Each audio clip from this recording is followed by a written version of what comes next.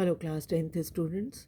जैसा कि आपको याद होगा कि हमने print culture and modern world chapter start कर लिया था और आज हम इसके fifth topic the 19th century पढ़ेंगे।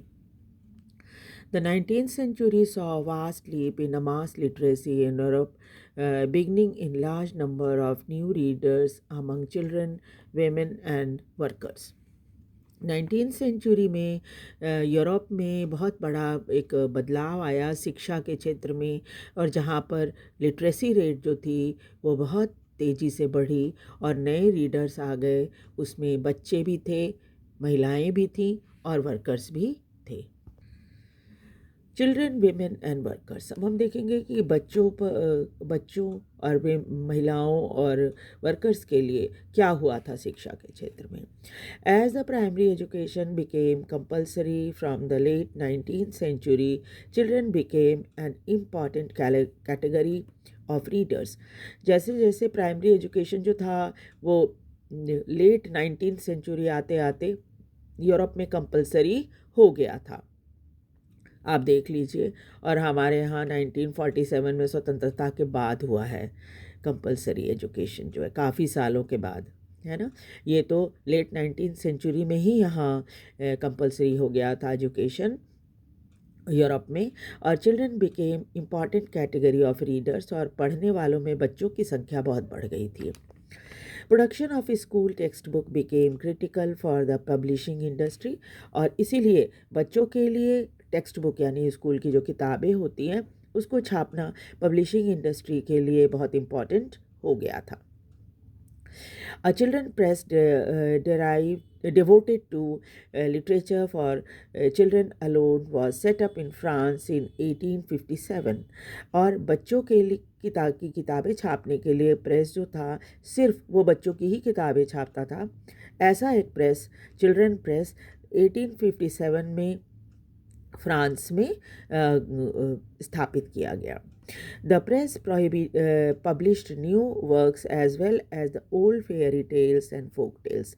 और प्रेस जो थी वो न सिर्फ नई नई किताबें छापती थी, नए नए काम से संबंधित किताबें छापती थी, बल्कि साथ ही साथ क्या करते तो पुरानी परियों की कहानी जो होती थी वो, या हमारी पारंपरिक कथाएं जो होती हैं वो, इन सब को भी वो छापा करती थी। यानी बच्चों से संबंधित जो इस तरह की कहानियाँ होती थी उसको छापा जाता था। The Grimm brothers in Germany spend years compiling traditional folk tale gathered from peasant. और ग्रीम ब्रदर्स जो थे उन्होंने कई साल जर्मनी में इधर उधर गाँवों में घूम घूम कर बहुत सारी कहानियाँ, जो एक पुरखों से कही जाने वाली कहानियाँ जो हमने दादी नानी से सुनी हैं, उस तरह की कहानियाँ जो होती थी उसको उन्होंने इकट्ठा कर लिया, पारंपरिक कहानियाँ जो होती हैं वो। और ये सब कहानियाँ उनको कहाँ से मिली? किसानों से बातचीत करके इन सब कहानियों के बारे में पता चला, और फिर उन्होंने सबको क्या किया? कंपाइल कर लिया, यानी सबको इकट्ठा कर लिया। What they collected was edited before the stories were published in a collection in 1812। और जो कुछ भी उन्होंने इकट्ठा किया था उसकी पहले एडिटिंग की गई थी और उसके बाद एक कलेक्शन में उसको पब्लिश किया गया था 1812 में। Anything that was considered unsuitable for children or would appear vulgar to the elite was not included in the published version।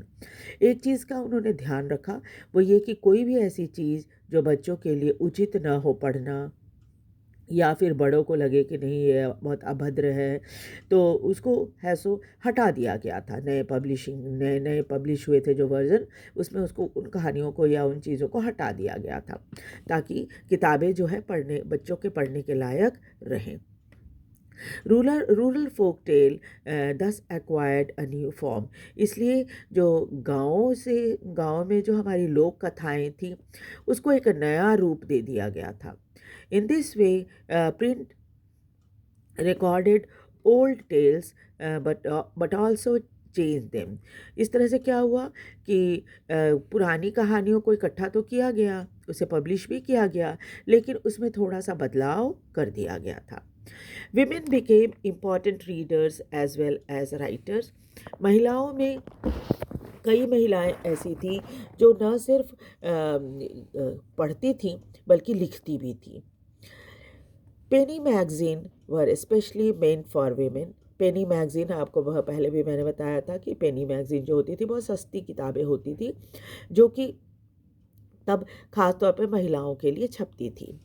As were manuals teaching proper behaviour. कुछ मैनुअल भी छपते थे जिसमें महिलाओं को कैसा व्यवहार रखना चाहिए ये बताया जाता था। एंड हाउस कीपिंग, घर कैसे संभालना चाहिए, सजाना चाहिए, ये सब बताया जाता था। When novels began to be written in the 19th century, जब उपन्यास लिखे जाने लगे 19th century में, women were seen as important reader। तब क्या था, महिलाएं जो थी सबसे प्रमुख रीडर हुआ करती थी, वो पढ़ती थी इन नॉवेल्स को। Some of the best known novelists were women। उसमें कई ऐसी महिलाएं जो कि उपन्यास लिखती थीं, वो उनमें जेन ऑस्टिन थी, ब्रॉन्टी सिस्टर्स थीं और जॉर्ज इलियट थी। इनके नाम से आप धोखा मत खाना, जॉर्ज इलियट नाम है, ये पुरुष का नाम नहीं है, महिला का नाम है। और इनका ये पेन नेम से लिखा करती थी। एक्चुअली इनका नाम मैरी एन इवांस था। Their writing became important in defining a new type of women।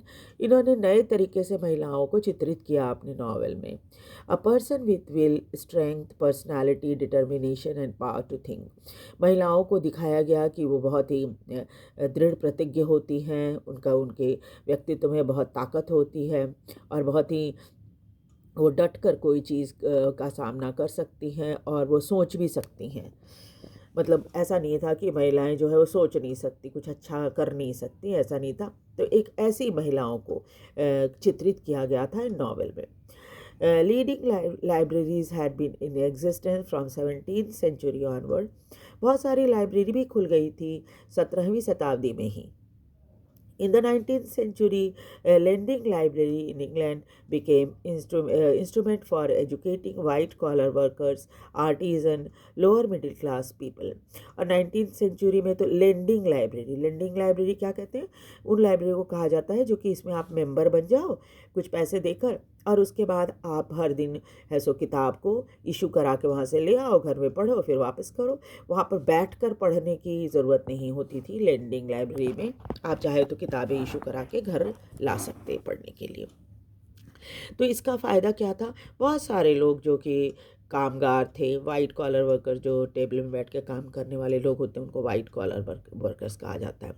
और आर्टिज़न जो कामगार लोग थे, या लोअर मिडिल क्लास लोग जो थे, जो बहुत किताबें नहीं खरीद सकते थे, इन लोगों ने इस लाइब्रेरी का फ़ायदा उठाना शुरू कर दिया।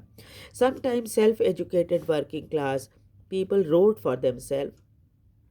कुछ लोग जो थे उन्होंने खुद अपने बारे में लिखना शुरू कर दिया था। After the working day was gradually shortened from the mid-19th century, mid-19th century के बाद काम का जो समय था वो फिक्स कर दिया गया था। पहले तो काफ़ी समय तक वर्कर्स से काम करवाया जाता था, फिर कानून आ गया तो उसमें क्या हुआ, 8 घंटे का काम करवाओ और एक्स्ट्रा काम करवाओगे तो ओवर टाइम देना होगा। तो वर्कर्स जो 8 घंटे काम करते थे उनके पास काफ़ी समय रहता था। मिड-19th सेंचुरी के बाद इस तरह की व्यवस्था हो गई थी। Worker has some time for self improvement and self expression। और इस तरह से क्या है, कई वर्कर्स को जो कि 8 घंटे काम करने के बाद फ्री हो जाते थे, उनको अपने आप को सुधारने या अपने बारे में कुछ लिखने का मौका मिलने लगा। दे रोट पॉलिटिकल ट्रैक्ट, इसलिए वो थोड़े राजनीति के से संबंधित कुछ ऑटोबायोग्राफीज़ भी लिखना उन्होंने शुरू कर दिया था। उसके बाद हम देखेंगे फर्दर इनोवेशन और क्या क्या नई नई चीज़ें आई प्रिंटिंग में। In the late 18th century the press came to be made out of metal. अब क्या था, पहले अक्षर जो थे आपको पता है ना कि वो वुड ब्लॉक पर हुआ करते थे, अब क्या था, मेटल के बनने लगे थे अक्षर। Through the 19th century, there were series of further innovation in printing technology। 19वीं शताब्दी के बाद कई सारे बदलाव प्रिंटिंग टेक्नोलॉजी में आए। By the mid-19th century, Richard M. Hoe of New York had perfected a power-driven cylindrical press। उसके बाद क्या था कि एक व्यक्ति थे जिनका नाम था रिचर्ड एम हो, और वो न्यूयॉर्क के रहने वाले थे। उन्होंने पावर ड्रिवन मतलब बिजली से चलने वाले सिलेंडर प्रेस का निर्माण किया। सिलेंड्रिकल प्रेस मतलब समझते हो, जिसको घुमाया जाए, कुछ भी आप अक्षर उस पर लिख दो, आप घुमाओगे नीचे से कागज़ जाता रहेगा, तो हर कागज़ पे सेम चीज़ प्रिंट होती रहेगी। तो इस तरह का सिलेंड्रिकल प्रिंटिंग प्रेस उन्होंने बनाया। This was capable of printing 8,000 sheet per hour. अब तो चूंकि ये पावर ड्रिवन सिलेंड्रिकल प्रेस था, तो उसमें 1 घंटे में करीब 8,000 कॉपी छप जाती थी। This press was particularly useful for printing newspaper. और इस तरह इस तरह की जो प्रेस थी वो न्यूज़पेपर छापने के लिए बहुत ही अच्छी थी। इसलिए आपको पता ही है ना कि न्यूज़पेपर के एक पेज पर सेम चीज़ छपती है। तो सिलेंड्रिकल प्रेस में जो समाचार है, पहले आप उसको सारे अक्षर सेट कर दो, और उसके बाद फिर क्या है, उसको जितनी बार घुमाओगे और कागज़ नीचे से जाएगा, उतनी बार कागज़ों में सेम चीज़ छपती जाएगी। तो न्यूज़पेपर छापने के लिए ये प्रेस बहुत अच्छा था, cylindrical press. In the late 19th century, the offset press was developed, which could print up to 6 colors at a time. फिर क्या हुआ कि अब ऐसे प्रेस आ गए जिसमें क्या था, लेट 19th सेंचुरी में, जिसमें 6 कलर का इस्तेमाल किया जाने लगा, यानी कि जो कुछ भी पिक्चर या फोटो है वो कलरफुल रहेगी। From the turn of the 20th century, electrically operated presses accelerated printing operations। फिर बिजली से चलने वाले प्रेस बने, तो क्या हुआ, उससे क्या हुआ, प्रिंटिंग जो है और तेज हो गई। A series of other development followed. उसके बाद और भी बहुत सारे बदलाव आए। Method of feeding paper improved. पहले की तुलना में अब क्या था, ऑटोमेटिकली ऐसा इंतज़ाम किया गया कि कागज़ जो है वो ऑटोमेटिकली उसमें जाती रहे और उस पर छपता रहे, है ना। Quality of plate become better. जिस पर अक्षर रखे जाते थे, सेट किए जाते थे, उन प्लेट को और बेटर बनाया गया। Automatic paper reels and photo electric control of colour register was introduce. फिर और भी कई बदलाव आए, जिसमें पहले की तुलना में ऑटोमेटिक पेपर रील आने लगा, उसके अंदर photo electric control of colour, ये सब चीज़ें इस्तेमाल होने लगी। The accumulation of several individual mechanical improvement transformed the appearance of printing text। और जब इतने ढेर सारे बदलाव आए, तो स्वाभाविक है प्रिंटिंग जो है वो पहले से ज़्यादा सुंदर हो गई थी, उसको देखने में ज़्यादा बेटर लगने लगी थी। Printers and publishers continuously developed new strategies to sell their product। और इस दूसरी तरफ प्रिंटर और पब्लिशर जो थे वो लगातार ये प्रयास करते थे कि किसी तरह से उनकी चीज़ें जो है छपती हैं तो बिके, लोग उसको खरीदें। 19th century periodical serialize important novel. और लोगों को आकर्षित करने के लिए उन 19th सेंचुरी में पीरियडिकल नावल छपने लगे थे। आपको पता ही ना पीरियडिकल क्या होता है, उसमें क्या होता है कि कहानी छपती है, फिर एक सस्पेंस में वो कहानी ख़त्म हो जाती है। फिर क्या होता है, आप नेक्स्ट डे का इंतज़ार करोगे कि कब वो मैगज़ीन आए तो फिर मैं उसके आगे की कहानी पढूं।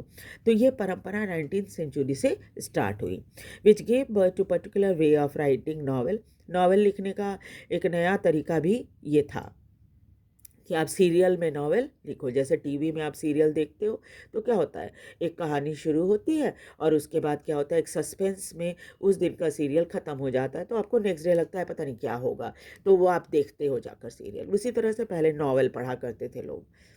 In the 20s in England, popular works were sold in cheap series. बहुत जो पॉपुलर चीज़ें होती थी, किताबें होती थी, उसको सस्ते में बेचा जाता था, कॉल्ड शीलिंग सीरीज़। और इस तरह से जो किताबें छपती थी उसको शीलिंग सीरीज़ कहा जाता था। एक एक शीलिंग, दो दो शीलिंग में मिलता था वो। The dust cover or the book jacket is also 20th century innovation. फिर बुक पर कवर लगाना भी 20th सेंचुरी का एक नया आविष्कार है। With the onset of the great depression in 1930s, फिर क्या हुआ, 1930 में ग्रेट डिप्रेशन हो गया पूरी दुनिया में। Publisher feared the decline in the book purchases. Publisher को लगने लगा कि किताबें लोग ख़रीदना बंद कर देंगे, क्योंकि लोगों के पास पैसा नहीं हुआ तो कहाँ से किताबें खरीदेंगे। To sustain buying they thought on out cheap paperback edition, इसीलिए सस्ते पेपर बैक एडिशन छापे जाने लगे ताकि लोग, इस किताबें सस्ती है तो लोग उसे खरीद कर पढ़ सकें। तो in the next class we will do India and the world of print. Bharat में प्रिंटिंग का क्या क्या असर हुआ उसके बारे में हम पढ़ेंगे। आपको ये वीडियो कैसा लग रहा है, आप इसे ध्यान से सुने और इसे लाइक और सब्सक्राइब भी ज़रूर करें। Thank you very much.